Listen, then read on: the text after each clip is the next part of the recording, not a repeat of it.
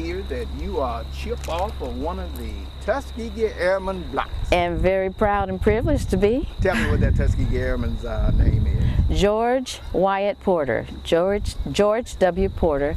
He was here at Tuskegee from 1942 to 1949. He was the crew chief on the B-25s, P-51s, 17s. He travels, we're from Sacramento, California.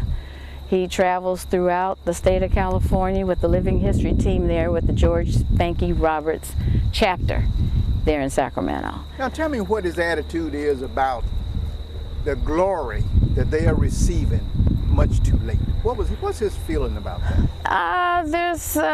You know, these are some proud people. They're very, very proud, and they, there's a side of them that there's a little, not anger, I don't want to use that term, but they say it's about time, which it certainly is. 60 years is a long time.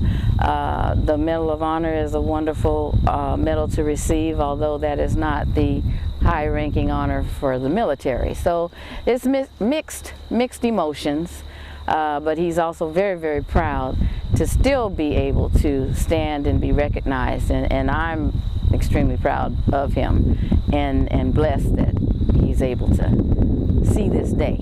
As he tells you guys the story, how does he describe his handling of the diversity and the obstacles and everything that he was confronted with?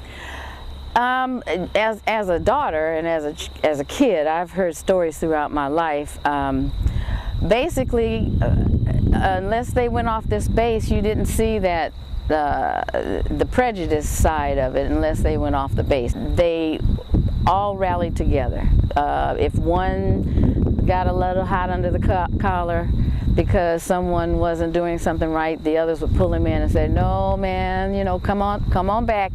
We're not in a place. This is the 40s. We're not, you know." They just gathered and made sure that they were protecting one another at all times. So they did not.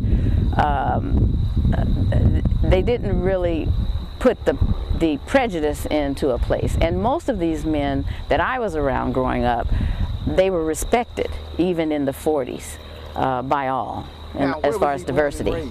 He was born in Slidell, Louisiana in 1921 and raised, and he said that he used to stand on climb a tree in his in the Indian village and watch the planes go over, and he decided this is where he wanted to be, and so he joined at I think he was 21 years old when he decided to join the Tuskegee Airmen. Okay. Now he was in, what exactly did he do while in that service? In 42 through 49, he was a crew chief here. He was also an aircraft engineer. You know, I'm noticing, let me stop you for a second. Okay. I'm noticing now that the Tuskegee Airmen are giving those support people a hell of a lot more credit as time goes by. Yes. Than they used to. Yes. Because they understand wouldn't have been no flying without those people. That's right, and my father, he will be quick to tell you a story that when these pilots get in those planes as they're going, if he didn't get the respect, he'd say, "Okay, check your oil gauge." You know, check your oil gauge. You up there flying. There may not be anything wrong with the oil gauge, okay, but he was going to make sure he was letting him know that's my plane you're flying. All right now. So that's the camaraderie that they had. But yes, I agree that the support, they are recognizing the support, and we're not taking anything away from the pilots themselves, because without them it wouldn't have been, you know, we wouldn't have won a part of this war. But the support, my father always says, the Tuskegee Airmen are the cooks, are the maintenance men, or anyone that has anything to do with getting that person up in that plane to fly it and to run the airfield itself. So, right. Yeah. Now, as a daughter, yes. How does it make you feel to see that Air Force Museum open up in honor of your father and all of those other beautiful people who sacrificed so much to make this country a better place? if I bring out my emotion, it's sacred ground. Sacred ground.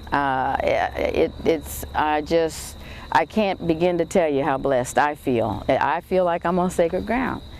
And no matter what, these men paved the way. These people and women, I'm sorry, these men and women, they paved the way. And I am a historian by my own right, through pictures.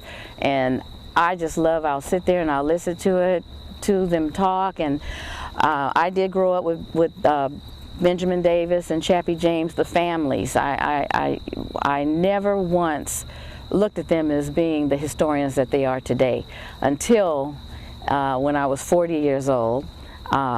I was in Oakland, California at an air show, and they were honoring the Tuskegee Airmen. And the Oakland Tribune there came up to me. I was with my parents and the Tuskegee Airmen. There were 12 of them at that time. There's only 3 left. And the Oakland Tribune asked, what does it feel, how does it feel to be the daughter of a historian? And at 40 years old, I went and I got my book, the program that they had for the air show, and I said, let me get my father's autograph right now. And I went to all 12 of those Tuskegee Airmen who I grew up with, and got their autographs. And that it's emotionally, I'm privileged, I'm honored. You just don't know what you're living with. I think as young people, we need to really pay close attention to what we're listening to when our families are talking about back in 1942, and I was in Japan. We as kids, we would pull out the violins and, oh, here he goes again, but look at where we've come.